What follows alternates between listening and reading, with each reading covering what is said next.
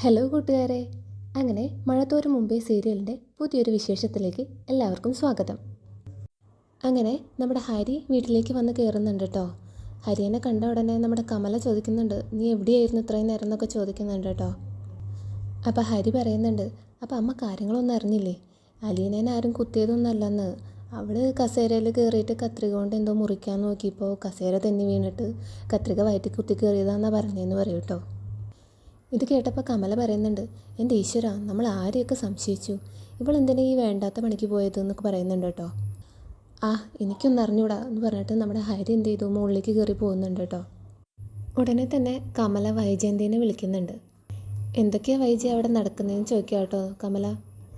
അപ്പോൾ വൈജി പറയുന്നുണ്ട്, അപ്പോൾ കമലയിടത്ത് ഇതൊന്നും അറിഞ്ഞില്ലേ, അവളാരും കുത്തിയതൊന്നല്ലെന്ന്. അവൾ കത്രിക എടുത്ത് കസേരയിൽ കയറിയപ്പോൾ മറിഞ്ഞ് വീണ് കത്രിക വയറ്റി കുത്തി കയറിയതാണെന്നാണ് പോലീസിനോട് പറഞ്ഞേക്കുന്നതെന്ന് പറയും കേട്ടോ. എന്നിട്ട് വൈജി പറയുന്നുണ്ട്, അവൾ പറഞ്ഞൊന്നും ഞാനങ്ങനെ വിശ്വസിച്ചിട്ടൊന്നുമില്ല കേട്ടോ. എനിക്ക് തോന്നുന്നത് അവളുടെ ഏതോ ഒരു പഴയ കാമുകൻ അവളെ വന്ന് കുത്തിയതെന്നാണ്. മറ്റൊരു പുളിങ്കൊമ്പ് കിട്ടിയപ്പോൾ അവൾ അവനെ തേച്ച് കാണും. ആ ദേഷ്യം തീർക്കാൻ അവൻ വന്ന് അവളെ കുത്തിയതായിരിക്കും. നമ്മൾ പത്രത്തിൽ കണ്ടിട്ടില്ലേ, ഈ പ്രണയം നിരസിച്ചതിന് മുഖത്ത് ആസിഡ് ഒഴിച്ചു എന്നും അതേപോലെ കത്തിയെടുത്ത് കുത്തിയെന്നൊക്കെ. അതുപോലെ ഏതാണ്ടാണെന്നാണ് എനിക്ക് തോന്നുന്നതെന്ന് പറയുന്നത് കേട്ടോ വൈജയന്തി. ഞാൻ എൻ്റെ ഒരു ഊഹം പറഞ്ഞതാട്ടോ, എൻ്റെ കയ്യിൽ തെളിവൊന്നുമില്ല എന്ന് പറയുന്നുണ്ട് വൈജയന്തി.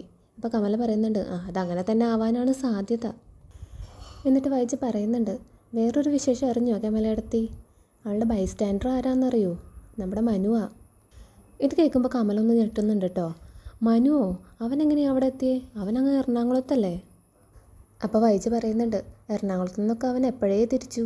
ഇവൾക്ക് കുത്ത് കിട്ടിയെന്ന് അറിഞ്ഞപ്പോൾ തന്നെ അവൻ അവിടെ നിന്ന് തിരിച്ചു. ഇപ്പം അവിടെ ഉണ്ട്, അവളുടെ കൂട്ട് നിൽക്കുന്നുണ്ട്. ഇത് കേൾക്കുമ്പോൾ കമലയ്ക്ക് ഭയങ്കര ദേഷ്യം വരുന്നുണ്ട് കേട്ടോ. അപ്പോൾ വൈജി പറയുന്നുണ്ട്, കമലയെടുത്ത് ഒരു കാര്യം ചെയ്യ്, മനുവിനൊന്ന് വിളിച്ച് നോക്ക്, കാര്യങ്ങളൊക്കെ അറിയാലോ പറഞ്ഞിട്ട് ഫോൺ വയ്ക്കുന്നുണ്ട് കേട്ടോ. ഇതിനിടയിൽ ബാലേന്ദ്രൻ ഹോസ്പിറ്റലിൽ നിന്ന് തിരിച്ചെത്തുന്നുണ്ട് കേട്ടോ. ബാലേന്ദ്രനെ കണ്ട ഉടനെ വൈജയന്തി പറയുന്നുണ്ട്, അവൾ രക്ഷപ്പെടുമായിരിക്കും അല്ലേ. ഇത് കേൾക്കുമ്പോൾ ബാലേന്ദ്രൻ ചോദിക്കുന്നുണ്ട്, അതെന്താ അവൾ രക്ഷപ്പെടണ്ടേ.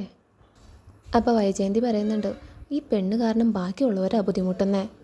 അവൾക്ക് ഈ കസേരയുടെ മണ്ടയിൽ വലിഞ്ഞു കയറേണ്ട വല്ല ആവശ്യം ഉണ്ടായിരുന്നോ. അപ്പോൾ ബാലേന്ദ്രൻ പറയുന്നുണ്ട്, അത് അവൾക്കൊരു അബദ്ധം പറ്റിയതല്ലേ, ആരെങ്കിലും മനഃപൂർവ്വം ചെയ്യുമോ. പിന്നെ രോഹിത്തിനെ പറ്റി അന്വേഷിക്കുന്നുണ്ട് കേട്ടോ ബാലേന്ദ്രൻ. അവൻ എന്താ ലേറ്റായെന്നൊക്കെ ചോദിക്കുന്നുണ്ട്. അപ്പോൾ വൈജയന്തി പറയുന്നുണ്ട്, അവൻ ഏതോ ഒരു ഫുട്ബോൾ മാച്ച് ഉണ്ടായിരുന്നു, അതാ വൈകിയെന്ന് പറയുന്നുണ്ട് കേട്ടോ. ഇത് കേൾക്കുമ്പോൾ ബാലേന്ദ്രന് അത്രയ്ക്ക് അങ്ങോട്ട് വിശ്വാസമൊന്നുമില്ല. എന്തായാലും രോഹിത്തിൻ്റെ മുറിയിൽ പോയി നോക്കാമെന്ന് കരുതിയിട്ട് ബാലേന്ദ്രൻ അവൻ്റെ റൂമിലേക്ക് പോകുന്നുണ്ട് കേട്ടോ. രോഹിത്താണെങ്കിൽ ആകെ ടെൻഷൻ അടിച്ചിട്ടാണ് കേട്ടോ ഇരിക്കുന്നത്. അച്ഛൻ്റെ കാർ വരുന്നതൊക്കെ രോഹിത്ത് കണ്ടിട്ടുണ്ട്. അച്ഛൻ എന്തായിരിക്കും ചോദിക്കുക എന്നൊക്കെ ആലോചിച്ച് ടെൻഷൻ അടിച്ചിട്ടാണ് കേട്ടോ രോഹിത്ത് ഇരിക്കുന്നത്. അങ്ങനെ ബാലേന്ദ്രൻ വന്ന് കതകിൽ മുട്ടുന്നുണ്ട്. രോഹിത്ത് ടെൻഷൻ അടിച്ചിട്ടാണെങ്കിലും വാതിൽ തുറക്കുന്നുണ്ട് കേട്ടോ. രോഹിത്തിൻ്റെ ഈ പരിഭ്രമമൊക്കെ കാണുമ്പോൾ ബാലേന്ദ്രന് എന്തൊക്കെയോ സംശയങ്ങൾ തോന്നുന്നുണ്ട് കേട്ടോ. ആൾ റൂമിലൊക്കെ കയറി ഒന്ന് പരിശോധിക്കുന്നൊക്കെ ഉണ്ട്. പിന്നെ നീ എന്താ ലേറ്റായെന്നൊക്കെ ചോദിക്കുന്നുണ്ട്. ഫുട്ബോൾ മാച്ചിൻ്റെ കാര്യമൊക്കെ പറഞ്ഞിട്ട് രോഹിത്ത് രക്ഷപ്പെടാനൊക്കെ നോക്കുന്നുണ്ട്. അപ്പോഴാണ് രോഹിത്തിൻ്റെ മുഖത്തെ ആ പാട് ബാലേന്ദ്രൻ ശ്രദ്ധിക്കുന്നത്. അതേപറ്റി ചോദിക്കുന്നുണ്ട് കേട്ടോ രോഹിത്തിനോട്. ആദ്യം അത് കേൾക്കുമ്പോൾ രോഹിത്ത് ഒന്ന് പതറുന്നുണ്ട്. എങ്കിലും ഈ ക്രിക്കറ്റ് കളിക്കാൻ പോയി, അപ്പോൾ ബോൾ കുത്തിക്കാട്ടി പോയി, അതെടുക്കാൻ പോയപ്പോൾ മുള്ളു കൊണ്ട് കോറിയതാന്നൊക്കെ പറഞ്ഞ് രോഹിത്ത് രക്ഷപ്പെടാൻ ശ്രമിക്കുന്നുണ്ട്. ഇത് കേൾക്കുമ്പോൾ ബാലേന്ദ്രൻ പറയുന്നുണ്ട്, ഇതെന്താ നീ കാണാപ്പാഠം പഠിച്ച പോലെയാണല്ലോ നീ പറയണത് എന്നൊക്കെ ചോദിക്കുന്നുണ്ട് കേട്ടോ. ഇവിടെ അലീനയ്ക്ക് സംഭവിച്ചൊന്നും നീ അറിഞ്ഞില്ലേ, അതേപറ്റി നീ ഒന്ന് അന്വേഷിച്ച് പോലും ചെയ്തില്ലല്ലോ എന്നൊക്കെ ബാലേന്ദ്രൻ ചോദിക്കുന്നുണ്ട് രോഹിത്തിനോട്. അപ്പോൾ രോഹിത്ത് പറയുന്നുണ്ട്, അതിന് അവളിവിടുത്തെ സെർവൻ്റ് അല്ലേ, ഞാനെന്തിനാണ് അവളുടെ കാര്യത്തിൽ അധികം ഇടപെടുന്നത്. മാത്രമല്ല ഇവിടെ എന്തെങ്കിലും പ്രശ്നം ഉണ്ടെങ്കിൽ അത് അച്ഛനമ്മയും കൂടി സോൾവ് ചെയ്യുമെന്ന് എനിക്കറിയാം. അതുകൊണ്ടാണ് ഞാൻ പിന്നെ കൂടുതലൊന്നും അന്വേഷിക്കാതിരുന്നത് എന്ന് പറയുന്നുണ്ട് കേട്ടോ രോഹിത്ത്. ബാലേന്ദ്രൻ എന്തായാലും രോഹിത്ത് പറഞ്ഞതൊക്കെ പൂർണ്ണമായിട്ടൊന്നും വിശ്വസിച്ചിട്ടൊന്നുമില്ല. ആൾക്ക് എന്തൊക്കെയോ സംശയങ്ങളൊക്കെ ഉണ്ട്, പക്ഷെ ഒന്നും ചോദിക്കുന്നൊന്നുമില്ല. അത് മിണ്ടാതെ തന്നെ ആൾ തിരിച്ചു പോകുന്നുണ്ട് കേട്ടോ. രാത്രിയായിട്ടും ബാലേന്ദ്രന് കിടന്നിട്ട് ഉറക്കമൊന്നും വരുന്നില്ല. ആളിങ്ങനെ തിരിഞ്ഞും മറിഞ്ഞൊക്കെ കിടക്കുന്നുണ്ട് കേട്ടോ. അപ്പോഴാണ് മനുവിൻ്റെ ഒരു വീഡിയോ മെസ്സേജ് ബാലേന്ദ്രന് കിട്ടുന്നത്. അപ്പോൾ മനു പറയുന്നുണ്ട്, അങ്കിള് പേടിക്കണ്ട, അവളെ റൂമിലേക്ക് മാറ്റിയിട്ടുണ്ട്, ഞാൻ കണ്ടു, അവൾ നല്ല ഉറക്കത്തിലാണ്, പേടിക്കാനൊന്നുമില്ല, അങ്കിള് സമാധാനമായിട്ട് കിടന്ന് ഉറങ്ങിക്കോ എന്നൊക്കെ പറയുന്നുണ്ട് കേട്ടോ മനു.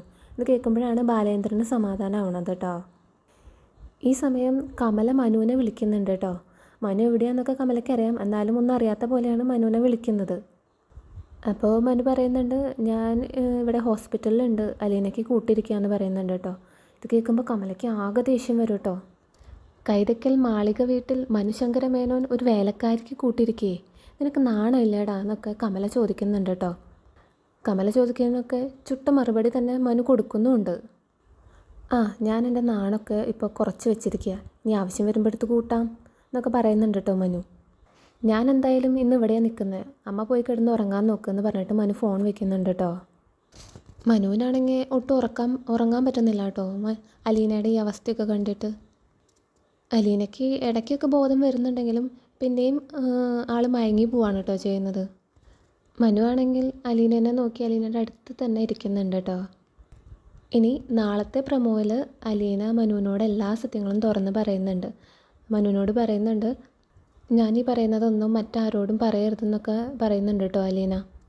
അതിനുശേഷമാണ് മനു വീട്ടിലെത്തുന്നതും ഹരീനിട്ട് പെരുമാറുന്നതൊക്കെ. പിന്നെ വൈജയന്തിനെ കാണിക്കുന്നുണ്ട് കേട്ടോ. വൈജയന്തി കിടന്ന് പറയുന്നുണ്ട്, അലീനേനെ വല്ല താലൂക്ക് ആശുപത്രിയിലും കാണിച്ചാൽ മതിയായിരുന്നില്ലേ എന്നൊക്കെ പറയുന്നുണ്ട് കേട്ടോ. അപ്പോൾ ബാലേന്ദ്രമേനോൻ പറയുന്നുണ്ട്, അതിൻ്റെ ആവശ്യം എന്തായാലും അലീനയ്ക്കില്ല. അലീനയ്ക്ക് 2 കെയർ ടേക്കർമാരുണ്ട്, ഒന്ന് ബാലേന്ദ്രമേനോനും ഒന്ന് മനുശങ്കറും.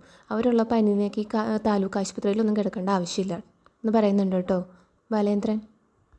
അപ്പോൾ ഇത്രയൊക്കെയാണ് കേട്ടോ ഇന്നത്തെ എപ്പിസോഡിൽ സംഭവിച്ചത്. വീഡിയോ ഇഷ്ടപ്പെട്ടാൽ ലൈക്ക് ചെയ്യാനും സബ്സ്ക്രൈബ് ചെയ്യാനും മറക്കല്ലേ. അപ്പോൾ പുതിയ വിശേഷങ്ങളുമായിട്ട് അടുത്ത വീഡിയോയിൽ കാണാം. താങ്ക്